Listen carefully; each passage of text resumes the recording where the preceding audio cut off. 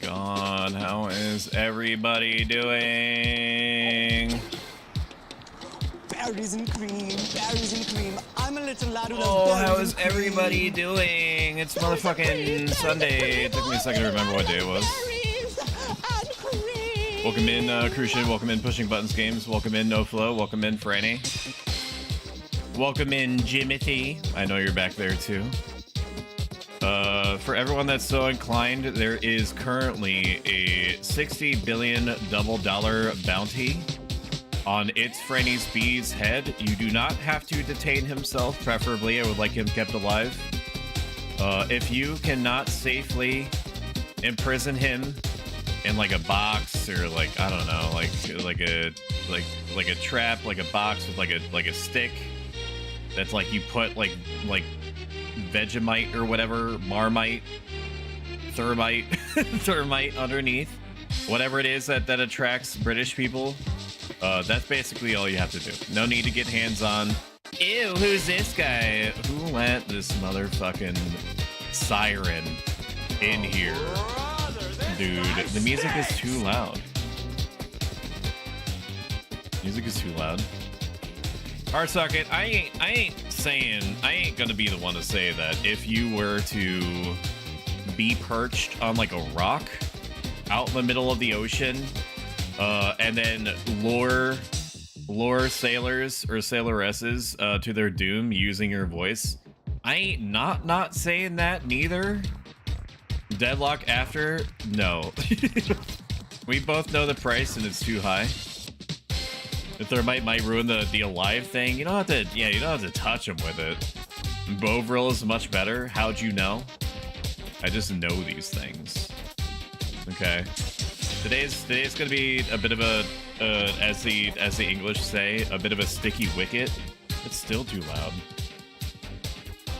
We're gonna do the thing where I say words at you, for like 1 to 2 hours. Okay. And these words may or may not help you in some way. They may or may not apply to something that's going on in your life that may be a little bit difficult to deal with.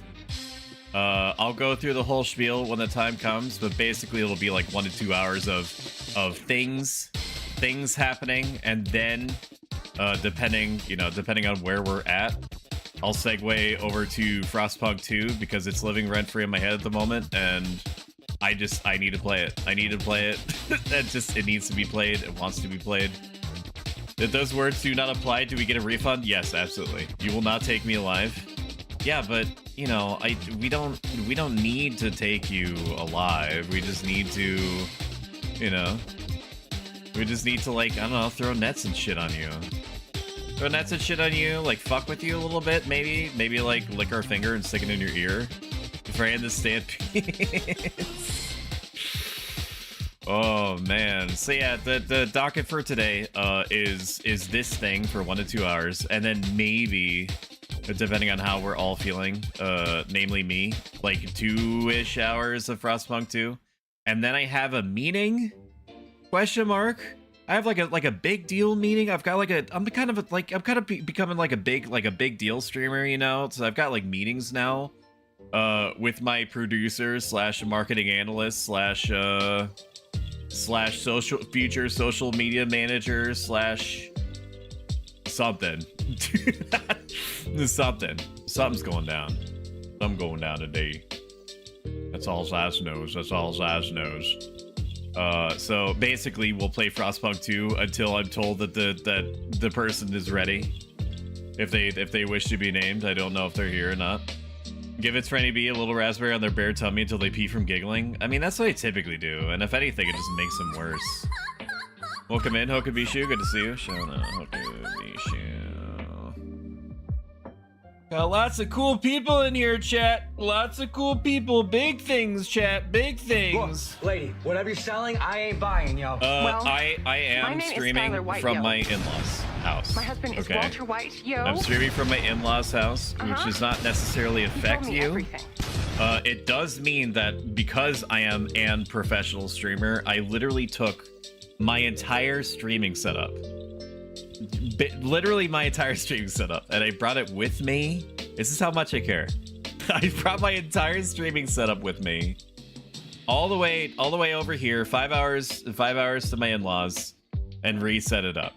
I'm using a monitor, a secondary monitor, that's like 10 years old.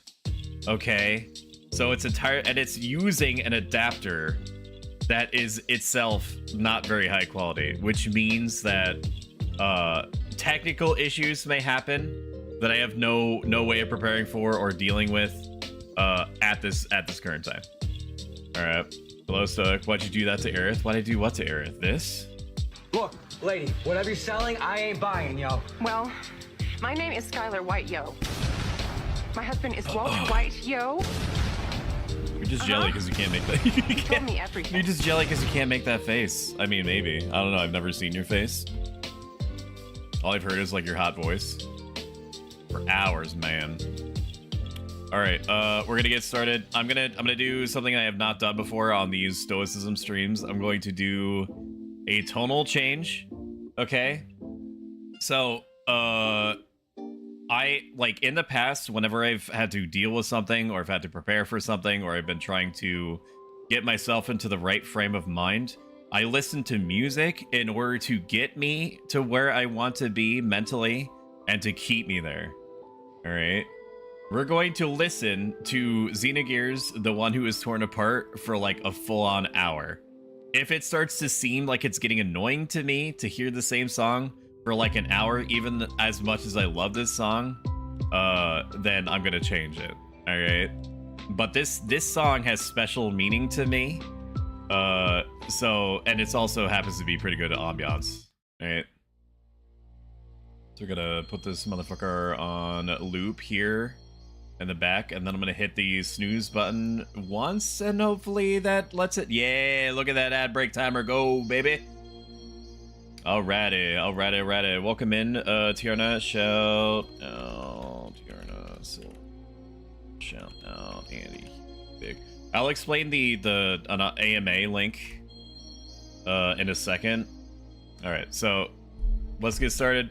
Like the other Stoicism Stream Specials, on top of talking about self-help life advice strategies that are just general enough to apply to whatever might be bothering you today, or tomorrow, or yesterday, a little or a lot, this stream is going to double function like you, chatter, are just hanging out with me, drinking coffee, or whatever it is that you like to consume, tea perhaps, and talking about our brains and how they work. I've set up links to an anonymous sign-up list feedback site, which was thrown in chat, and is also showing on my stream itself. And if you're watching on YouTube, it's in the section below. You can ask me questions you have any time about anything. And this is in case you want to ask something, but it might be sensitive to you, and you don't want it associated with your Twitch or YouTube username. Links are pinned at the top of the Twitch chat, can be summed up with !AMA, so on and so forth. I'm occasionally going to stop to check the site to answer questions, basically when I need time to like breathe. You're so welcome, Andy. I'm glad that you're here. Play One Who Bears Fangs at Gods instead, Chomp. I don't have a 1 hour rendition of One Who Bears Fangs at God, so you're just gonna have to fucking just sit there and be pretty, okay? Welcome in, Emily. Good to see you. Shout out, Pickers Gill. For base covering purposes, I'm not accredited. I'm not certified. I'm not licensed anywhere to perform psychological or philosophical counseling. I can say that I've helped people. Anything they ever say in a Stoicism stream, and when you press that say something stoic, like channel point redeem thing, is drawn exclusively from what I practiced or applied myself in real world situations. There's no minimum or maximum amount of time this thing is going to run.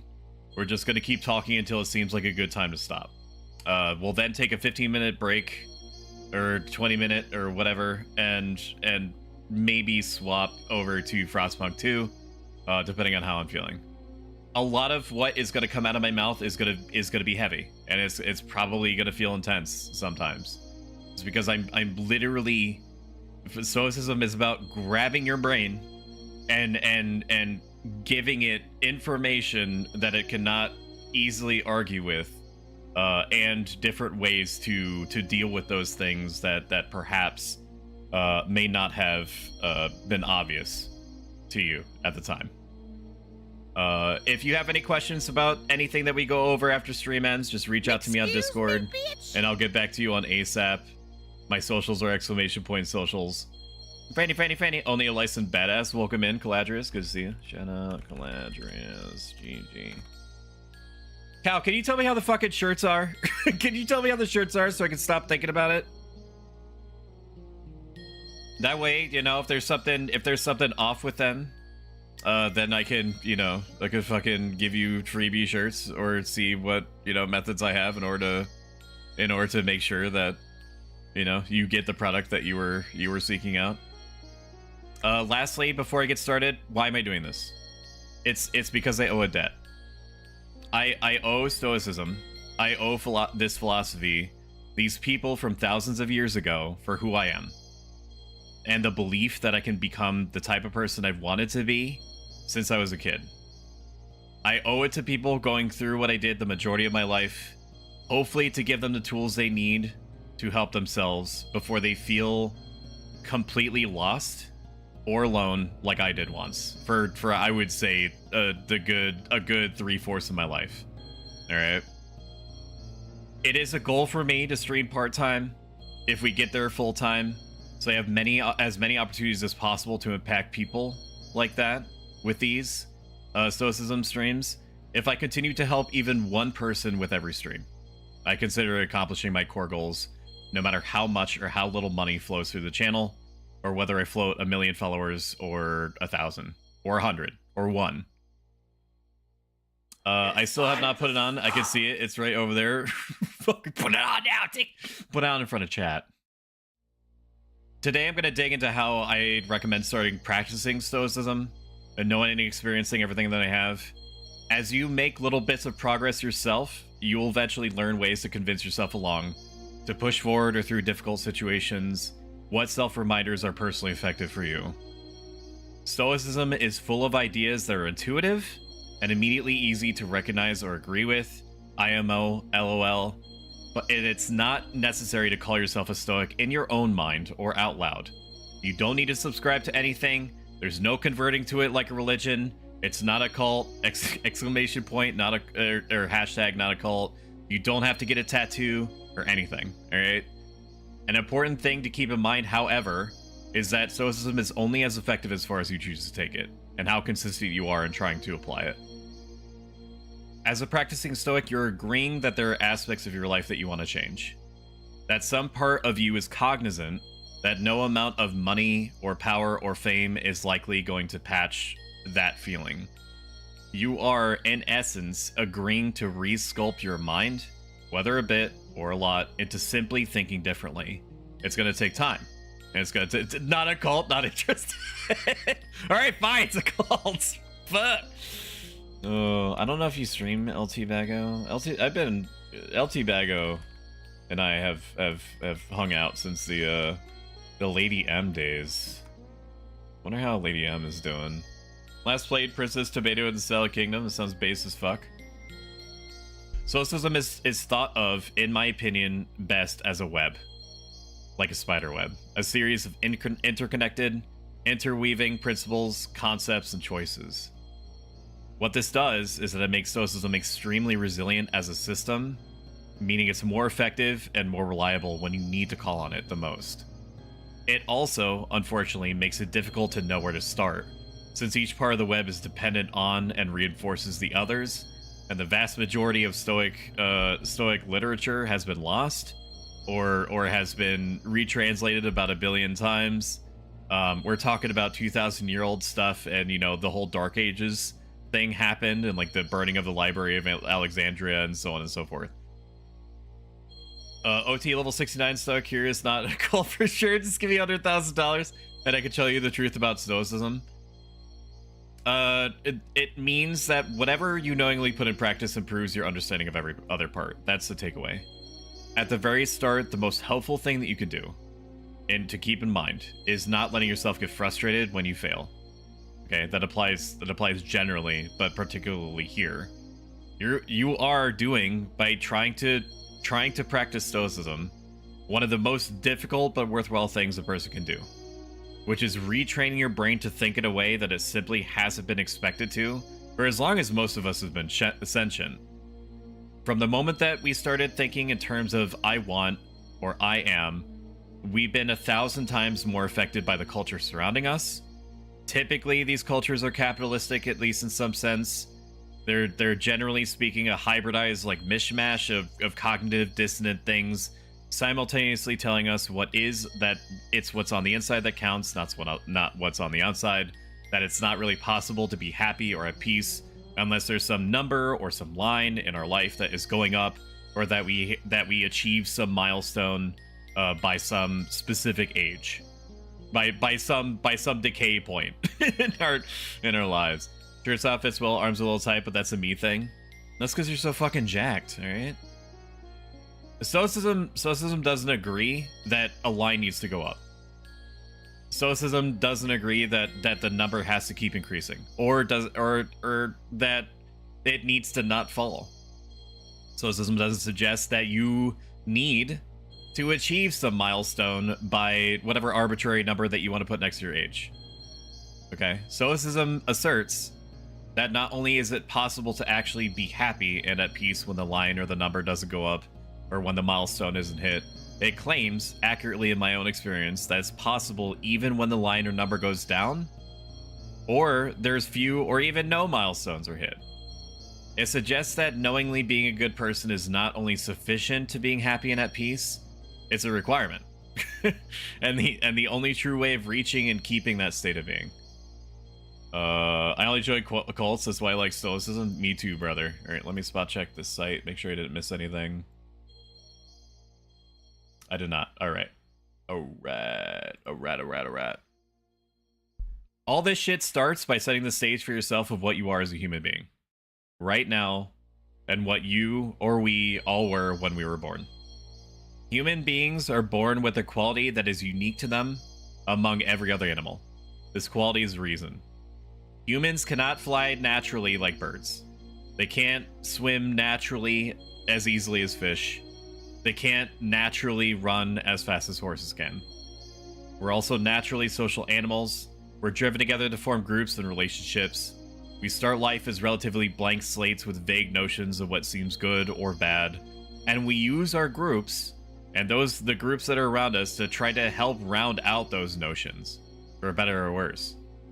To add to this, we're constantly grappling with the same set of basic instincts every animal has. To not be hungry, to not be thirsty, to not be too hot or too cold, and so on. Cult. Is there a morality component to stoicism, or can you be an amoral stoic? You cannot be an amoral stoic. As stoicism, as the world gets increasingly fricked, people have gravitated to stoicism. It's seen somewhat of a revival. I was not a part of that initial revival. I thought that I was just a dude that was trying to make this thing that I read work. Okay, so with that preface out of the way, there typically are two camps of people that call themselves Stoics out there. The first camp of Stoics are the people like me who are trying to take the system, take the parts that we know better now from, like the sciences. Like for example, the Stoics used to believe that, and just like everyone back then, right? Because we don't have the tools and the information that we do now. Back then, they used to think that your brain was located in your heart, right? That it was in your, like the functions of thinking happened in your chest. All right. So some things like the physics and the biology and stuff like that, you can change, you can adapt, right? They were remarkably closer than I think that they're like freakishly close to the idea of like the Big Bang Theory, not the actual event, not the show. And things like atoms, like how like that were made of very little tiny itty bitty little microscopic pieces of stuff that basically like cohees into a human being that goes into the garage this morning and tries to be helpful and refill all the Coke cans in the fridge and drop one because it was deformed and have it explode violently all over the place. Just using a freak example. So there's people like me, essentially, that form the first group that try to adapt what needs adapting and to try to apply the rest of it in good faith. There's a secondary group of people that believe that Stoics are all about just exclusively not giving a frick.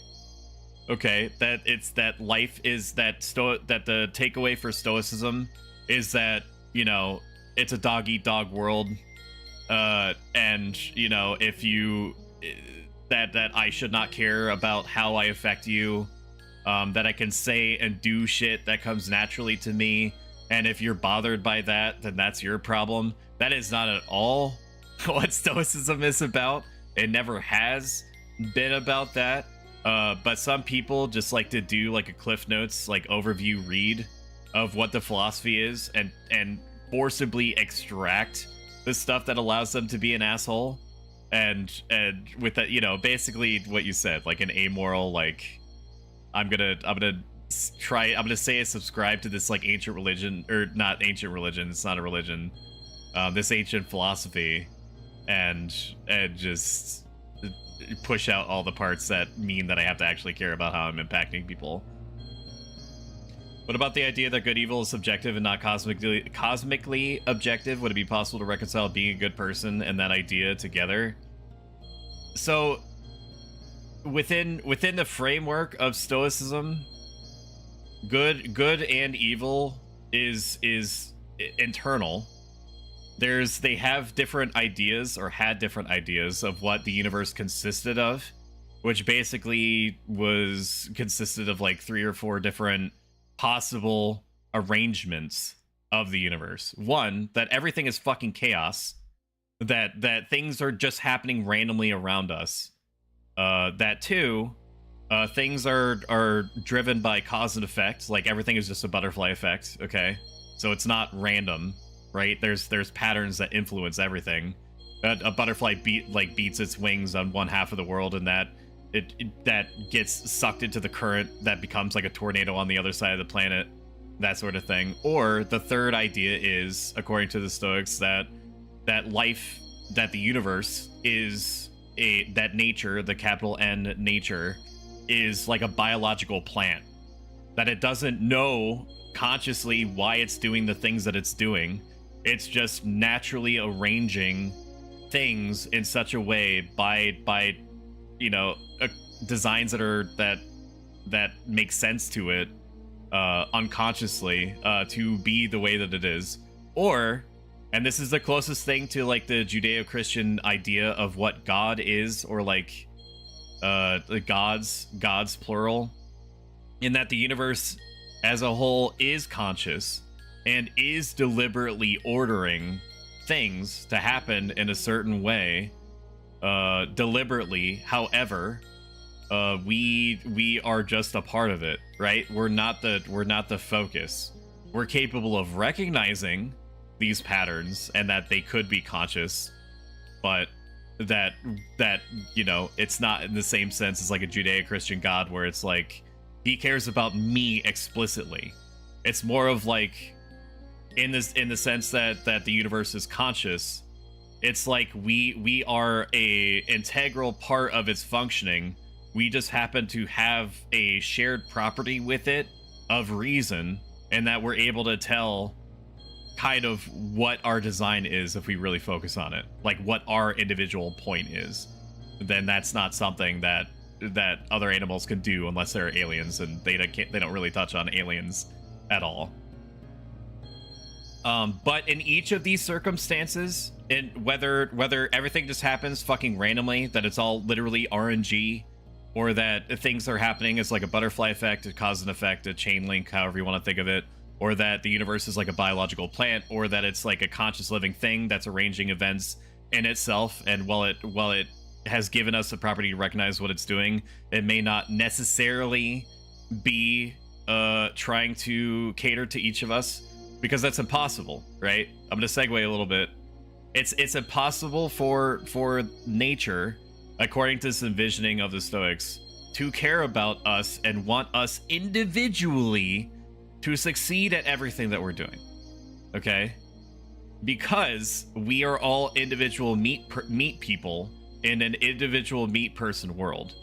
If something happens, necessarily there's a reaction to it, right? We don't have magic powers. We can't will things into being, right? We're not Protoss. You know what I mean? So there's the necessarily a give and take there. Not that nature is uncaring, because if it was uncaring per the Stoics, they wouldn't give us the ability to reason. We wouldn't have it, right? We wouldn't be able to be given. We wouldn't be given courage and endurance and patience and so on. The characteristics that allow us to deal with things when they don't necessarily go the way that we would prefer. I'm gonna check on something real quick. Okay, I think we're good. Jedi, I heard we gain enlightenment if we pray here today. It's not a religion, it's not a cult. I cannot stop you from praying, but there's nobody necessarily to pray to. Nature has bigger fish to fry than if I do good, so it lets me figure that out on my own. Right. We have the characteristics in order to deal with whatever happens. And that according to the Stoics is the godlike element. That's in us.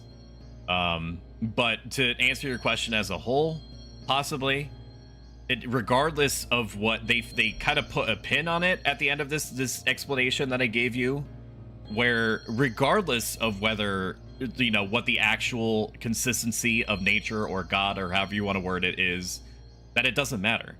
That in none of the circumstances does it change how we should try to conduct ourselves, how we should try to identify what the right thing, quote unquote, to do in a given situation is, and to do that regardless of whether we're punished in some way or if we're rewarded, like monetarily, or, you know, with like a I don't know why my brain was like with like a Tesla Cybertruck. I don't know if I would even want that. So we're constantly grappling with the same basic instincts every animal has: to not be hungry, to not be thirsty, Thank you hot, for the cold, subscription, so on. Ashen Thank One. you so much for the subscription, G Diggle. I cannot believe that it's been 6 months already. Less than 3. I love you, buddy.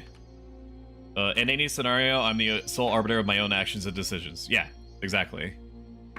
If we were animals that did not have the ability to reason, that just feeling full in a temperature balanced environment, doing our own thing would be enough, it's not. Reason itself adds a new higher tier of needs to this mix of basic instincts that we have that we can't ignore. Wanting to be a good person, we want to understand our purpose, we want to understand the point of what it is that we're thinking or feeling or doing, and makes it so that even when we're feeling full or not thirsty or in a temperature controlled environment, or we have, you know, like an island in the Cayman Islands, or that we're extraordinarily famous or like infinitely wealthy and so on, every animal on Earth, including humans, seeks out things that thinks are beneficial to it and avoids things it thinks it isn't beneficial to it, right? So even if you want, or what most people would think literally want for nothing, you still have this set of higher needs that, if not fulfilled, you won't be happy. I mean, all you have to do is casually like sweep out your arm and think of a million examples of people that have more money than everybody in this room will ever see in their lifetime. Okay? That have so much power and influence that they can say, like Elon Musk, like, I think ketchup is like, or at least how it used to be, I think ketchup is stinky and bad and nobody should buy ketchup. And then you see fucking Heinz stock drop down to like $1 per share, right? Even people that are that horrifically powerful still feel that something is missing. And the Stoics argue it's because you have this higher set of tiers, that if that higher tier of needs, that if you're not fulfilling, it fucks you up. You know? Lots of love to you too, bud. Was good. Getting stoiced on, so good. This higher tier of needs, according to the Stoics, are met by the characteristics they call the virtues, and they're harmed by vices. This higher tier of needs overrides and even supersedes the basic ones, meaning that if the only reasonable, seemingly unavoidable course of action is sacrificing yourself to stop some catastrophe, to use an extreme example, but it did happen, and that's what you've been able to identify given the short time frame and the resources and you trying to assess like what the right action is, you do it, even if it obviously runs counter to the basic impulse to stay alive at almost any cost. So to use a typical example per the Stoics would often talk about Socrates. Right? Socrates, some would argue Socrates was kind of an asshole, and he would go around to random people and be like, "Hey, did you know that this way that you're conducting your life is actually bad, and this is why? And I'm going to try to put you on the spot for like 45 minutes." Tarnished. Thank you, Lady Dragon 333 for following. I appreciate it. And that I'm going to make you sit here for 45 minutes while I systematically like drill into your brain with my Socratic method. Thank you for following Invictum. I appreciate it. Thank you, guys. It does help more than you might expect. That he just called it, I guess, the method. I don't know if he called it anything. I think that from Socrates' perspective, he was just having a conversation, and the other person was like, "Listen, dude, I just gave up like half my month's wage for like a thimble of salt. Can you please just like let me go live my life?" And Socrates is like, "No, we're doing this now. I'm gonna try to like fix your brain." When Socrates was thrown in jail for, and this is me putting it like the most like fast and loose that somebody could, for being like this, he was put in jail. The judges were like, "Hey, like just stop, just stop being like this." And Socrates was like, "Lol, no." And then he got thrown in prison, and they were like, "Okay, well, we can't stop him from being an asshole except by killing him." This is a gross oversimplification. Okay, please do your own research on what Socrates was like and actually did. I'm basically giving you not even the Cliff Notes version, dude. Okay, the father of modern philosophy was still a shitty dad. But the takeaway is that he was like, I'm gonna be executed. One of his friends You're being rated, tarnished. Oh, thank you, Lady Dragon 333 for the raid. Welcome in, everybody. I'm Stoic. I'm a self-help, life advice, philosophy, variety gaming VTuber, and I used to play Final Fantasy XI literally all the time, and I will again. When they fucking motherfucking release Treasures of Ottergon, so I can play my Blue Mage and I can fucking move on with my life because I have an Excel spreadsheet that has all the Blue Mage spells on it that I can't do anything with. Okay? I hope that you had a great stream, Lady Dragon. I'm going to now control click on your channel in OBS, and I'm going to hit the follow button. It's guaranteed. It's going to happen. That I'm gonna full on submerge myself back in the deep end of Final Fantasy XI when the time comes. We're hanging out in Final Fantasy. Holy shit! I have people with me. I did not even realize that Domain and Cal were here. What the I got jump scared. Here. So we're hanging out in Final Fantasy right now, talking about how our brains work. And how to reconfigure your brain to deal with to use the same example that definitely did not happen to me this morning, you just tolerating and being able to turn constructive, you trying to be nice and fill the Coca-Cola, just so everyone is aware, the Coca-Cola rack with new fresh cans of Coca-Cola, and then a deformed one kind of slips off and fucking explodes, saturation bombing to inside of the garage with sugary liquid. And instead of me getting upset, me just calmly going into the kitchen Not me, by the way, not me. And then just, you know, dealing with it. And being like, me getting upset at it is not going to unexplode this can of Coca-Cola. Coke rack, it's not that kind of Coke. It ain't. Okay, explodes, ooh, am I gonna see this Coke rack? No, this is at my in-laws, and I don't know what the circumstances would have to be for me to take you to my in-laws, because it's like a 5-hour drive. I guess if we get married, I suppose that it could go down like that. But yeah. All right, let me refresh this Stoicism stream thing and see if there's any comments in here. No comments yet? All right, we're gonna keep moving then. So we were talking about the higher tier of needs added by reason, right? And that these needs are fulfilled by virtues and vices. I also didn't finish my Socrates story. The point of him going through that, of him staying in prison even if he knew that he was going to be executed, unalived, okay, for YouTube, graduated, that they were going to make him graduate, and him staying regardless was so that he was like, people are probably going to remember that I did this, that I'm not going to apologize for trying to do what seems right to me to try to help people improve their lives. I'm not going to apologize for that. So just, you know, unalive me, send it. And the Stoics took that to heart. You know, Cato the Younger, when he tried to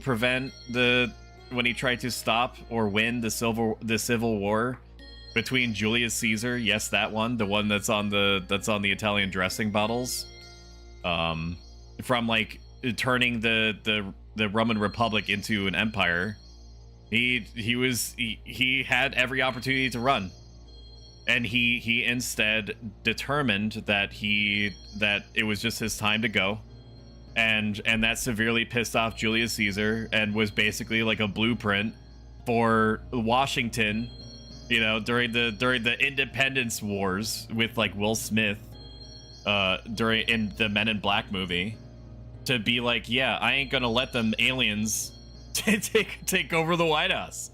You know what I mean? You know what I'm saying? He looks like a Taro, smells like a Galka. Is in fact a Taro. Cal that looks like a Taro, not a Galka. Graduate to the non-physical plane.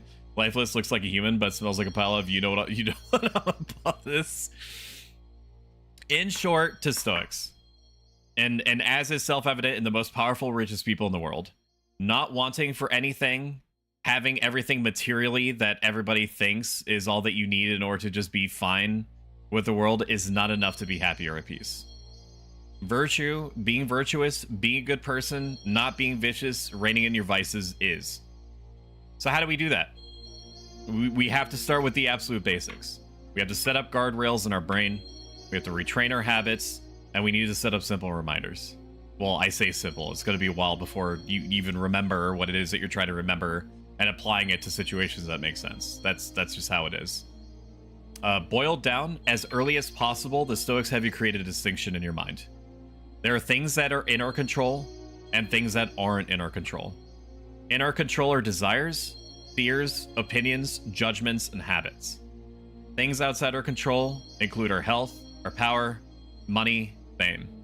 Anytime that we confuse something outside our control as something that should be in our control, we feel distressed, we feel unhappy, angry, and envious, jealous of other people that we think that we should have their stuff instead, and so on. Anytime that we focus on things inside our control, especially when dealing with things outside of our control, we're confident, courageous, patient, resilient. Are you above it, Cal? I seem to remember you taking shots at people on DAs like they were free. Cal is a complex creature. There's all sorts of angles to him. He's like an onion. He's like an onion. You just have to peel back the layers. That was me from a week ago. I'm a changed man now. Man, ever since you became a Taro, you've been different. You've been acting real different, man. You changed. You changed ever since you became small. Oh, so he's like Shrek? Exactly like Shrek, yeah. Galkas are basically like... I mean, I don't know if this is offensive or not. They're basically like Shrek. They're all Shreks. And I can almost guarantee you they probably smell like Shrek too. The prior... Sorry, no flow, sure. So am I wrong though? No flow. You can't, dude, you can't... They're probably a little stinky. You know, they probably got that. Probably got that stank on them. That like their tail wrap. Like how often do they change that? You saw the world from a different perspective. The hate is real. It's not. It's not.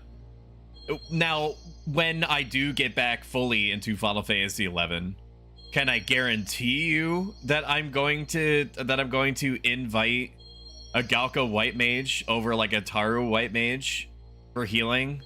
I can't swing. I can't say one's ways or is another's. If it's gonna go down like that. But I've done it. I've done it before. You know? If they're level 75, what's that? Like 2 cure 4s of a difference? Nobody dies in Final Fantasy 11 from massive HP loss. Video of me burning this shirt soon.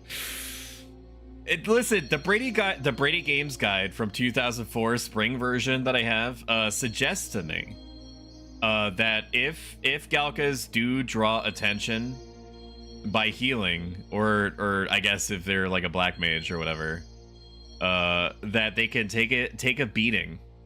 So, you know, you could get hit like two times more, which is based. That's based. That's fucking sick. Okay. Okay, where was I? Oh yeah, human tragedies. All human tragedies, big or small, are caused by somebody doing something because they confuse something outside of their control as something that should be in their control. To avoid this, to be a role model for others to avoid doing the same, we have to take deliberate steps to catch this happening in ourselves, and to do something else with the specific intent to build the habit. We can begin and practice with the most simple, deceptively easy, everyday choice. Eating. What we eat, how often we eat, when we eat, why we eat it, matters way more than the act lets on, but possibly not in the way that you might think. When we seek things out to eat or drink, it could be because of the taste. How sweet or spicy it is, how filling it is, even how cheap tasting it is. I fucking love Chinese buffet food. There's just something about the cheapness of Chinese buffet food where I know, like in my heart of hearts, after opening my third eye, I could sense that the food that I'm about to eat was dropped like straight up on the ground, like not even 5 minutes before. But there's just something about that, dude.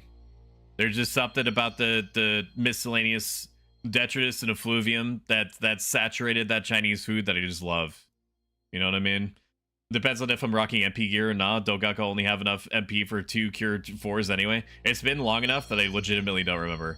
It's the SMG that good SMG. It's true. Whatever the reasoning, it might not even occur to us to try to pivot away from eating that particular thing that we set out to. Because how many people would be like, yeah, I specifically feel like eating McDonald's. I'm now going to go out and eat McDonald's. I'm approaching McDonald's at a rapid speed. I'm now, for the sake of character building, going to pivot.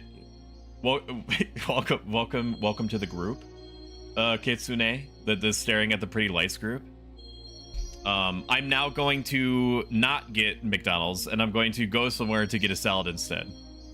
Okay, there's a reason to do shit like that. Not all the time. Just sometimes, and I'll explain why. Using a personal example, in college there was a place in the food court that made flat out the best spaghetti I've ever tasted. It's still to today, I've never tasted spaghetti from anywhere, professional or otherwise, restaurant or not, that tastes as good as that. And it was absolutely saturated in cheese. Next to the buffalo chicken wrap, the place next to it would make the spaghetti still ranks as one of the best foods I've ever had, so I'd get it all the time, literally never getting tired of it. I think it was like back-to-back spaghetti. Like, I don't know how I'm still alive. 6 months into my practicing Stoicism, I began to look at my getting this food and why pretty differently. In a real sense, I was giving control of my mind to this food, and it being there, and by extension, in a very real sense, I was giving control of my brain to the people that were making the food. and the place being open to the place itself, everything involved. What happens, or what happened if the place was closed, or they changed the recipe, or portions are different, or this particular spaghetti has its ingredients changed, or stops being sold altogether? Most people, including myself, would be disappointed, right? Maybe like a little bit sad. Some might even be mad and see it as like a high point of their day, getting fucked by this insanely good tasting spaghetti. By purposely denying myself from getting this food every time, deliberately only getting it maybe every third time, I accomplish a couple of things. I build resistance to the idea that I must eat this food simply because I have the means to get it, and I have a strong impulse to do so. And the next time that I'll likely eat it, I'll feel a double dose of appreciation. That I have the strength to not do something of my own volition, even if I really, really wanted it, and my appreciating it that much more if I do let myself get it. Okay? I've turned myself from the reacting agent into an acting one. It's choice in that moment, even if it's just fucking spaghetti. Okay? It might seem like a small action to just tell yourself no, but it has huge ramifications for how your brain works. I can understand your Galka White Mage problem. I remember watching Cal and hit 50 Galka Paladin, not being able to cast Raise, not because he didn't own it, but due to mana. Yeah. Yeah. I'll still, you know what, though? I do make it a point of inviting Galka that are in traditional mage jobs because, you know, I respect their gumption. I imagine, except in one particular case where one Galka was not good. They were not a good player. Where like if I can reasonably assume that if a Galka is gonna try to rock Black Mage, that they're going to be trying like 25% as hard, as much as like the MP that they're missing in percentage of extra tryharding to do shit. I respect it. I'll the hate. It's not that. It's literally statistical. I sound like a fucking degenerate. Okay, I understand how I sound, but it's not like that. I'm not trying to ruin Stoic's background for a stream by annoying people, Kitsune. Oh man, Cal ran away. Cal, come back. Come back, man. Come back, buddy. Okay, so it's choice that pilots you around. If you say like, I love this spaghetti more than anything else on the planet, I'm going to not get it in order to build endurance, patience, appreciation for the next time that it comes around, if I allow it to come around. It might seem like a really small, easy example, but try it. Try it yourself. See how deceptively tough it is. As you go through the motions, you're saying to yourself effectively, maybe literally, I'm going to avoid eating this thing I want to.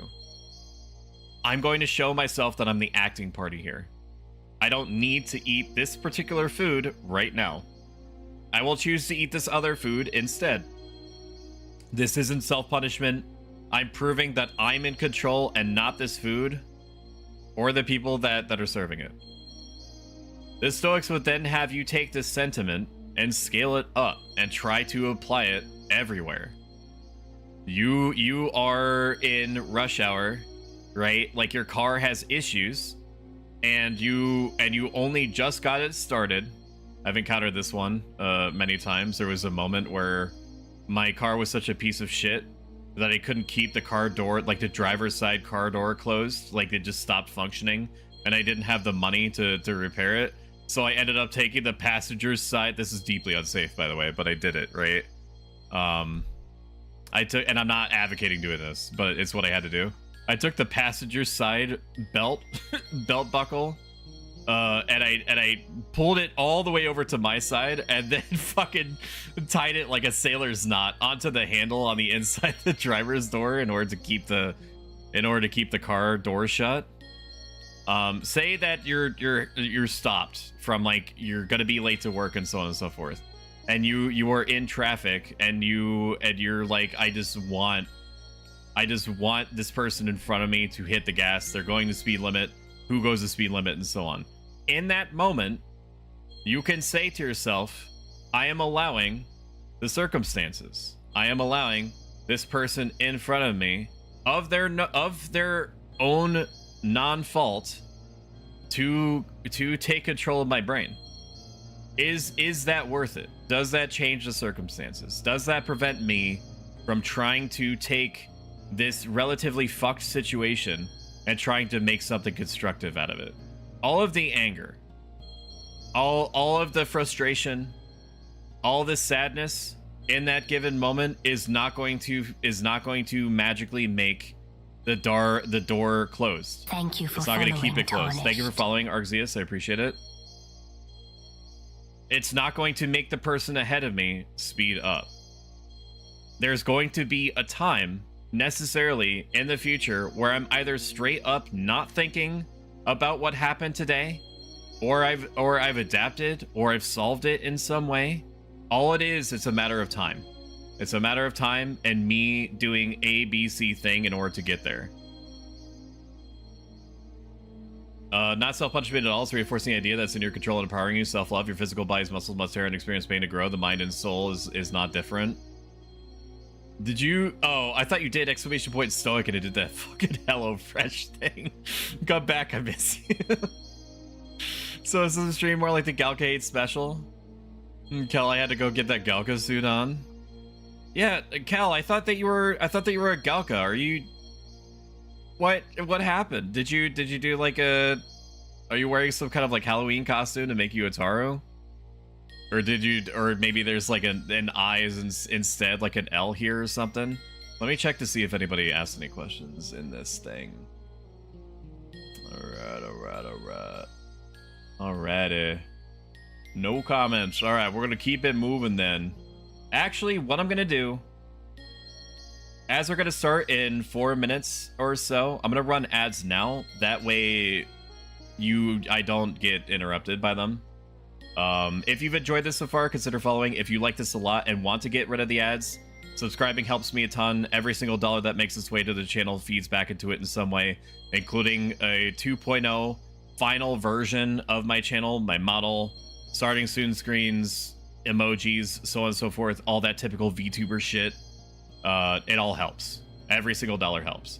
I have no desire to be a Galco, Red Mage, or White Mage. Alright, I will be right back. I'm going to refresh my coffee.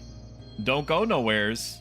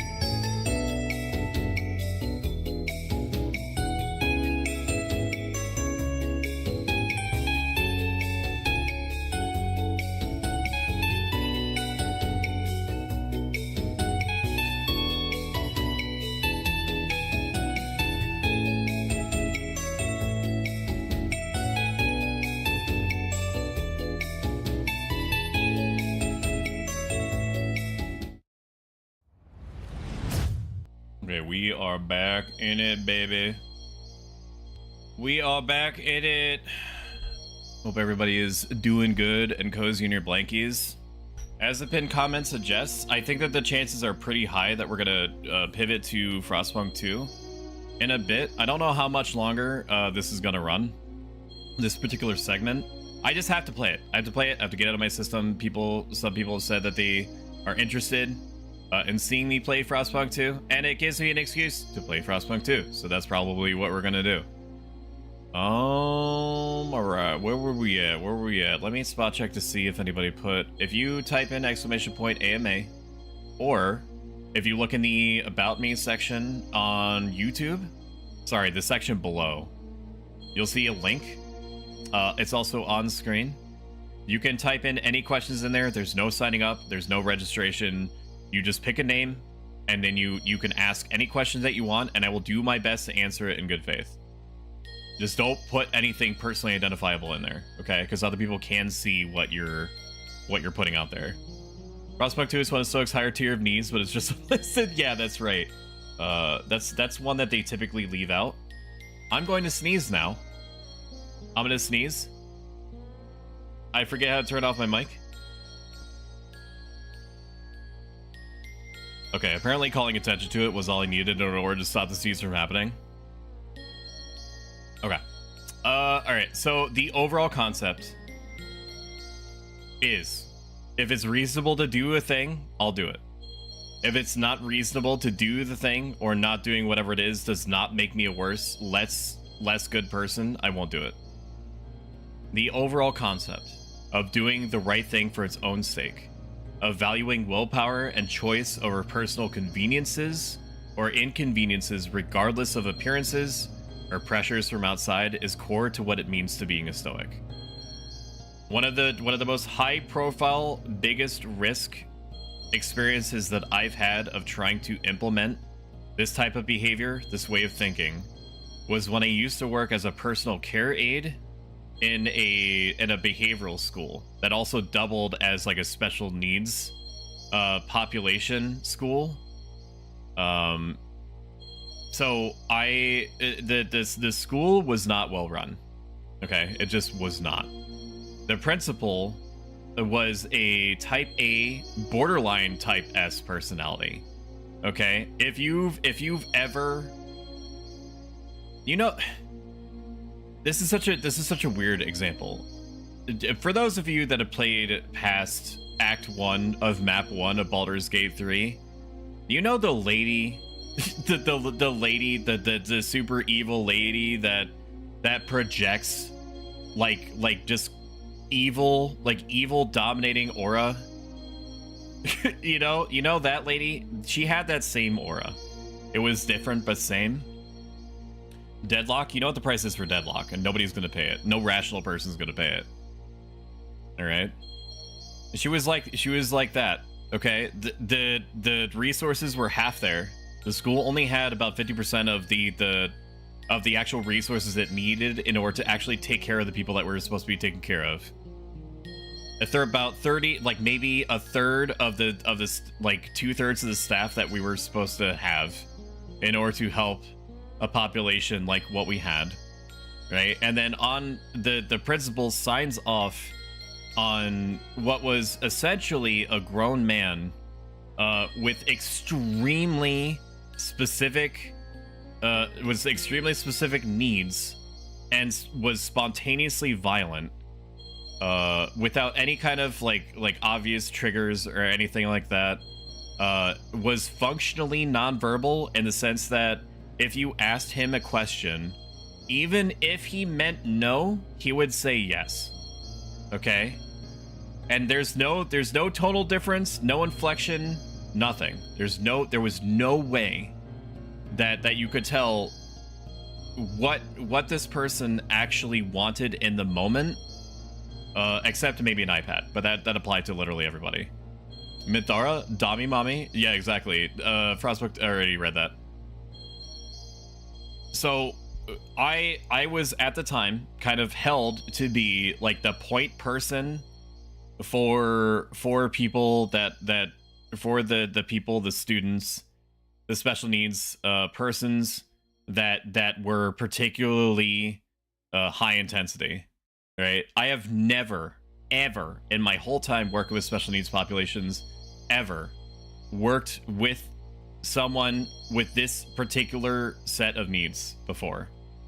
Okay, very, very big person, very physically strong, virtually nonverbal, and spontaneously spontaneously violent, without any clear indicators whatsoever when shit was about to go down. So for example, it was not unusual for this person, when they're going to get on the bus to go home, to try to headbutt you quickly and hard as they possibly could, as if you or I were like in a fight to the death. I'm going to headbutt you in order to try to cause you damage amounts of force. He would sometimes, without warning, try to grab some limb or some part of you and bite with maximum force, like zombie strength force. So if you were not protected, you would bleed. And he also had this wonderful ability that is basically like akin to like Buddhists being able to practice to some extent. It might not be Buddhists, all right, don't at me. Buddhists being able to like control their heart rate, to like slow to turn off different organs in their body, right? He could throw up at will. Okay, just think about what that is, what that looks like, what that means. He could throw up at will, and often did. And I'm not talking about like sticking here. I'm not gonna get too far into it. I'm not talking about like pretending. I'm not talking about dry heaving. I'm not talking about like him sticking his finger down his throat to do it. He could just do it. Okay, he could just do it. This was not the place for this person to be helped. I went to, nobody wanted to talk to the principal to address any concerns, because again, she had like type S, like demoness aura, okay, and not in this sexy way neither. Nobody wanted to ever, it was just yes ma'am all the time or not. I was the only person, from what I could tell, that actually tried to stand up for things.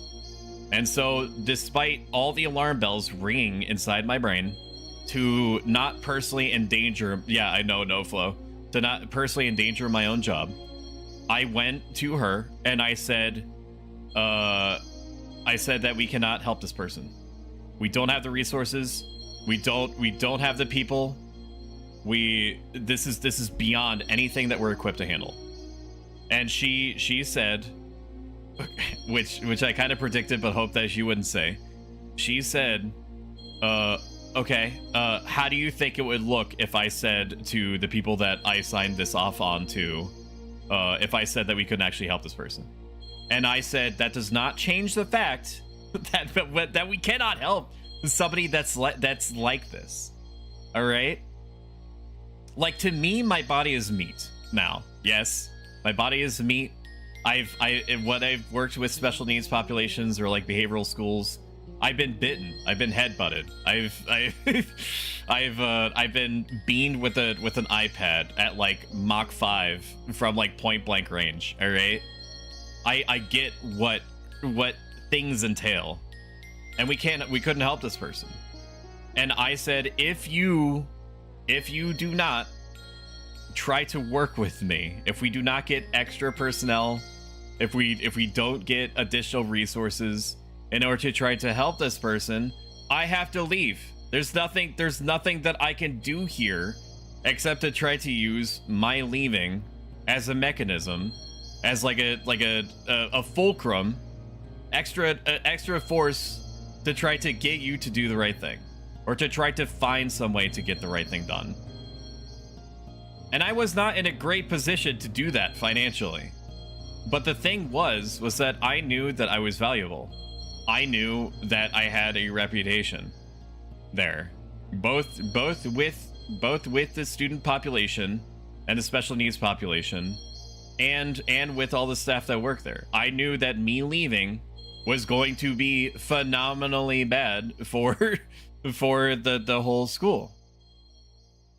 Okay? And so she was like, I'm sorry, we're like at an impasse, I can't do it. So I left. There's no, like, if you do everything in your power, the takeaway is from me saying all this shit to you is, if you cannot identify what seems to be the right thing to do is, to try to gather as many resources in order to get the right thing done in what time window, big or small, that you have. You try to do the best that you can. If you cannot still do the right thing because there's some external force or external forces that are preventing you from doing it, then basically you prepare to try to use what little influence you have in order to try to bring the right result about. You have to determine if it's more appropriate for you to stay in the position, or for, by leaving, you encouraging the right thing to happen even if you're not there. As it happened, when I did end up leaving, which I did not want to be the result, but it's what ended up happening, including after the principal tried to do some like appeal to emotion shit to me. She was like, you don't understand. I see you as my, she literally said this to me, chat. She said, I see you as my protege server. This is on the Horizon server. Level 99 Gaming Wiz. I recommend it. It's a good server. Everybody that's on here, at least from what I remember, is super well adjusted. The community is, by and large, extremely friendly. The devs know what they're doing. Ostensibly, Treasures of Otter Gone is gonna be... Yeah, I'm kind of using this as a stage. I'm using it as a stage. I used to be exclusively a Final Fantasy XI streamer. And then there was a thing that happened in the game category, and I've become a variety VTuber since. But I'm sure that well, no, it's not even a sure. It's a guarantee. It's a guarantee that once Treasures of Otter Gone gets re-alived through Horizon, that I'm gonna be back in it.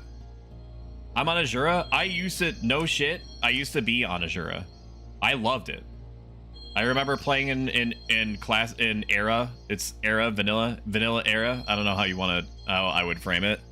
Back in like the Wings of the Goddess days. I was about like a third into. Did they confirm that that's what that meant though? One thing that I know that the devs like to do is that they like to like tease stuff. So for all I know, unless they've confirmed it and said like, yes, this is the date that this is happening. Yeah, I asked. Okay, well, I'll see you on 12/24/24 then, assuming that the servers don't explode. I might wait like a week. To be honest with you. If it does happen, when it does happen, just to let the 80 billion blue mages make their way through Valkyrie Dunes, to allow the constant server crashing that's probably going to happen, the maintenance issues that I can only imagine are guaranteed to happen, not by any fault of the devs, but because they're reverse engineering back to life, you know, this husk of what Final Fantasy XI used to be. And pup, yeah, the 80 billion pups, 400 people looking for party at Valkyr. Welcome in, Gonichi, good to see you. Genochi, sorry. I don't know why, I'm not dyslexic, I read this backwards. Good thing I already asked for time off. Now if I actually get in, is a different... Get in, I'm assuming that's get in, is a different thing altogether. That's why 1 to 2 weeks for me, dog. 1 to 2 weeks to let the 80 billion people in Valkyrie Dunes make their way through. To let the avalanche of blue mage, full-on blue mage parties live their lives. All right, we have a Prage Raymond here. Give me a second. We come together today in joyous remembrance of the great ignored one, Lord of the Forgotten, and it's a deep dweller of the simul-space, lost saint of YouTube navigators, sacred host of the first question, the first that restreamed, Raymond, Whisper in the Wind, Shadow in the Dark, Ray, Prage Raymond. Praise him, the stories hold true, viewers. Raymond was the first of us to successfully make his way to our simulcasted YouTube page, youtube.com/prostoic, and ask a question. It's been said that his first spoken words are so sacrosanct and so pure that they were delivered by angels themselves to his very lips. And yet, dear chatters, every spoken syllable was met with deafening silence. As is the case with burgeoning communities, it's perfectly reasonable to believe that Raymond was by himself representing a precious opportunity for viewer engagement. Not 1 minute passed, nay 5, nay 10, nay 20, nay 30, but 50 Earth minutes passed before Raymond was believed to have been met by his streamer's response.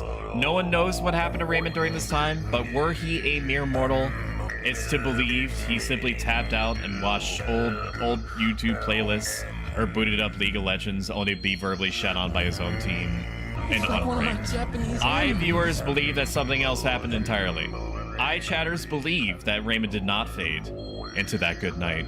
You see, Raymond now is a living idea. He represents every chatter out there who ever took a chance on the streamer was ignored, accidentally or otherwise. Raymond is a 4 to 5 seconds of silence between every uttered sentence from a streamer's mouth while they're scrambling to think of literally anything that might be even remotely interesting to keep the average concurrent viewer count afloat.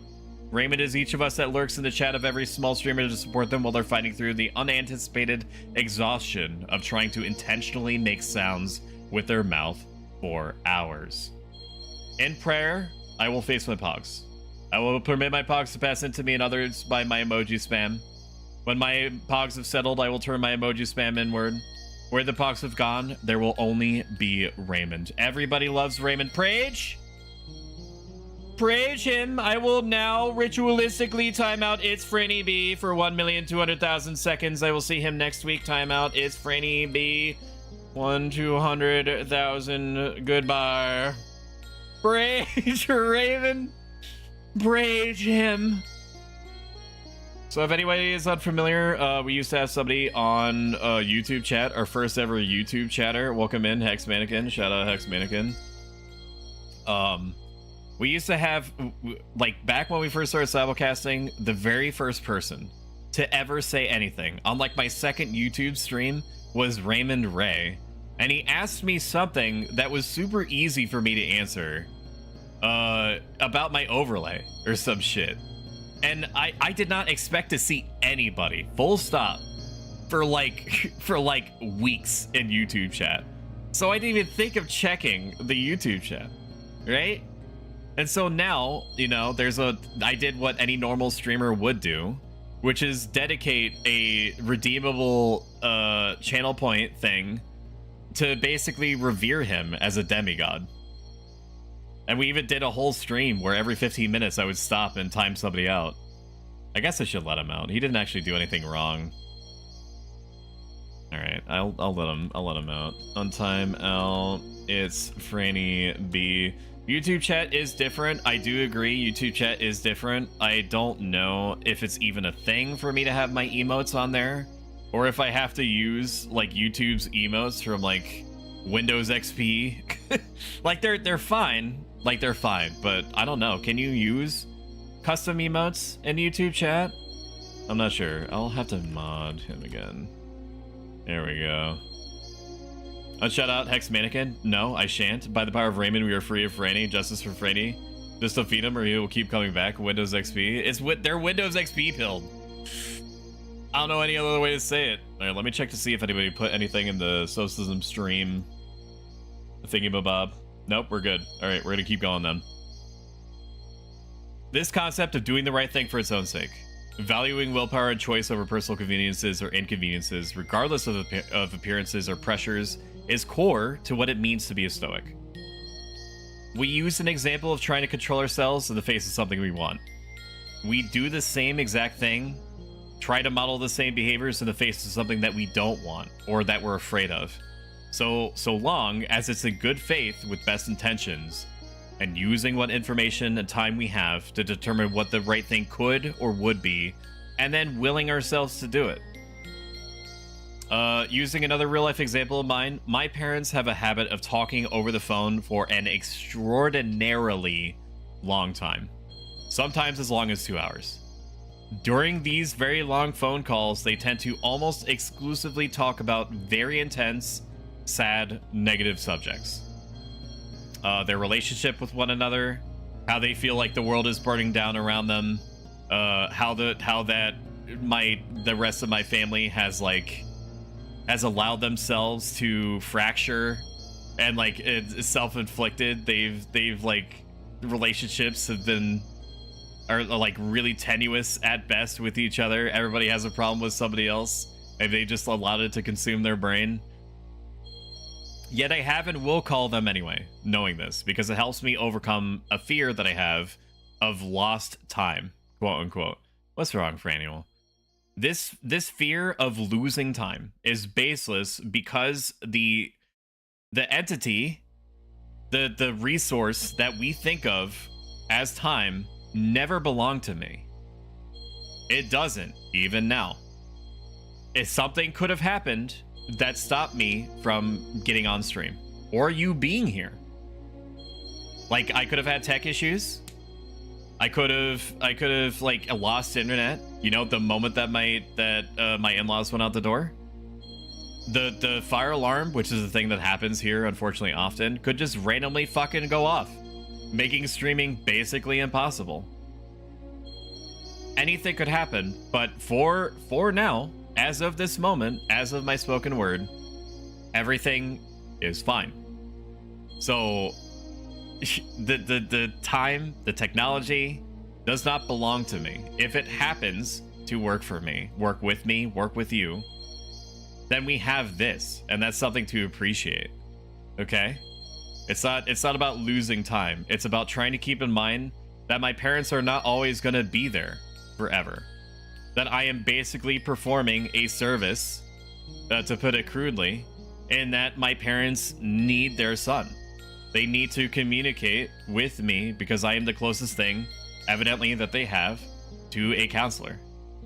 To a philosophical counselor, which is like a real thing.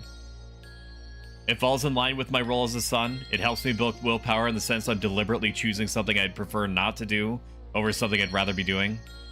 Which again, builds appreciation for if or when I do the thing I'd rather be doing. This does not mean that a Stoic never takes time for themselves, okay? Don't get it twisted. It doesn't mean that Stoics never do things they'd like to do or find fun. It does not mean that we do everything like with the belief that something could go wrong with it and then assume that it's going to. Okay? We do everything with an asterisk or a reservation clause. Saying to yourself, I'm going to set out to do this thing. If something gets in the way of it, I'm going to make the situation constructive to the best of my ability, somehow, in some way. Whatever happens, this leaves me as the acting party. I keep my choice whether to allow this thing happening or not happening to make me better or worse. Knowing that the fun thing could and does often get interrupted by things we'd rather not deal with means our appreciation for that fun thing gets heightened. It also means that an important psychological red line gets made, and it gets reinforced every time we set out to do something. That we're going to do our best with whatever it is, without claiming ownership over the result. The intentions and how we handle whatever the given thing is. Our intentions in the aftermath are the most critically important elements always. Appearances are rarely, if ever, able to capture what's actually happening in a given situation. The Stoics had this idea, okay, that they called impressions, right? Or movements of the soul. Like going to work and looking forward to going home and play? Exactly. That's exactly right. In Stoicism, we take in sensory information, right? This sensory information gets collected together into something that our human brains can understand. That things appear to be a certain way, right? Our basic instincts are combined with this first impression snapshot of what seems to be happening around us to either tell us, like, I'm good or I'm in danger. This first movement of the soul, this first impression, is what some would think of as like a fight or flight response, right? It's the very first indicator that you receive that something could be good or bad. Like, I'm about to get hit by a car. Right? And this is bad. Or there were cookies in the kitchen that were not there before, this is good. That sort of thing. When these two things combine together, they form what is referred to as like a premise. It's like a concept.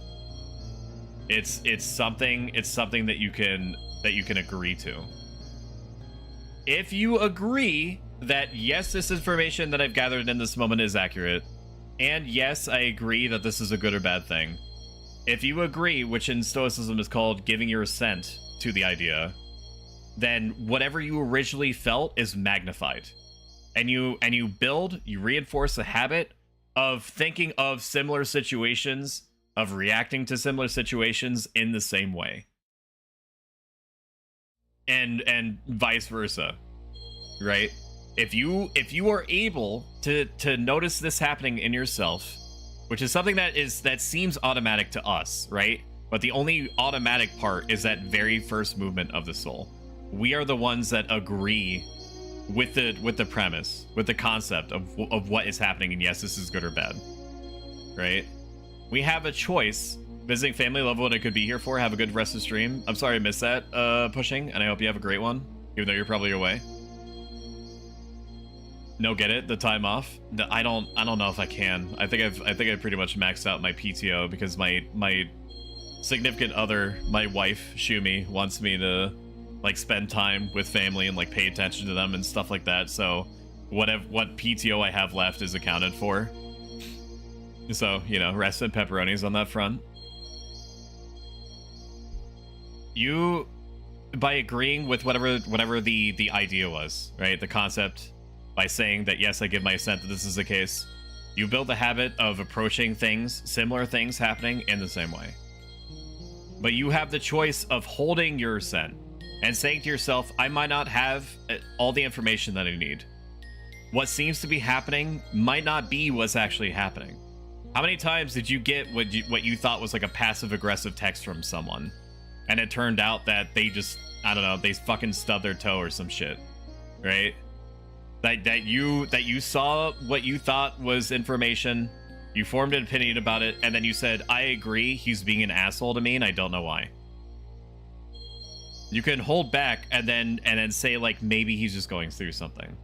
Maybe something happened in that moment. Maybe I'm misreading the plain text on the phone.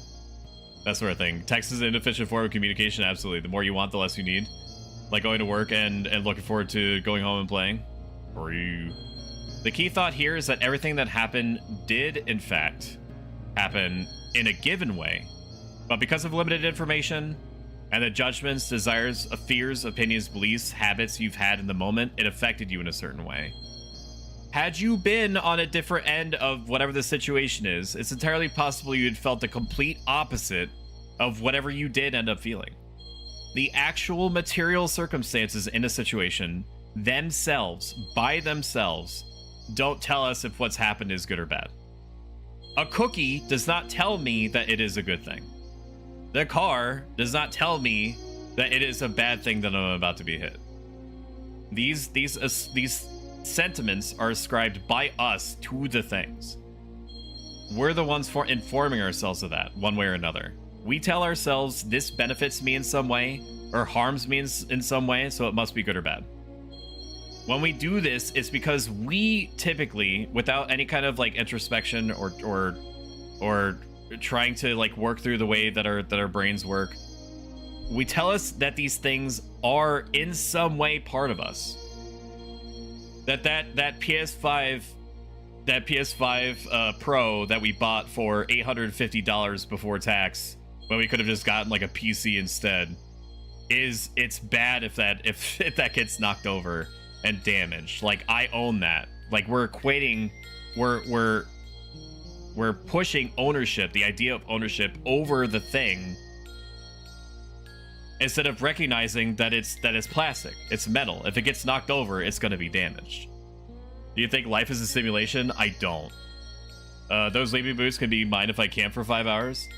I was in a car crash a few weeks ago. My car did in fact tell me I was about to be hit. Yeah, me too. I've been in car crashes too. We tell ourselves that these material things are some part of us, and this implied ownership is the cause of our feeling a given way when we're affected. This self-inflicted impression of ownership is also what causes us to try to turn against other people or to try to exploit other people. The takeaway is that we should be trying to see things from a third-person perspective. The Stoics refer to this as viewing from above. Imagine yourself, literally, like above yourself or aside yourself as an impartial third party observing what's happening. When you see a stranger say they're upset because their favorite mug with a funny saying on it fell and broke, you might imagine yourselves in the same shoes and be like, yeah, that sucks. But there's typically another thought. That things like that happen, and that nothing prevents that person from getting a new one. It's not the end of the world. Stoics try to reach and maintain this perspective as often as possible, not because it makes life easier to deal with in general, but because it's acknowledging a core truth, for the Stoics, that everything in life happens because of an assembly of things coming together in a certain way, and that it's not practical to believe that it would happen in any other way than the way that it does. What about free market capitalism? How important it is for us to get Jeff Bezos and Elon Musk to space? Isn't that what really Stoicism really should be about?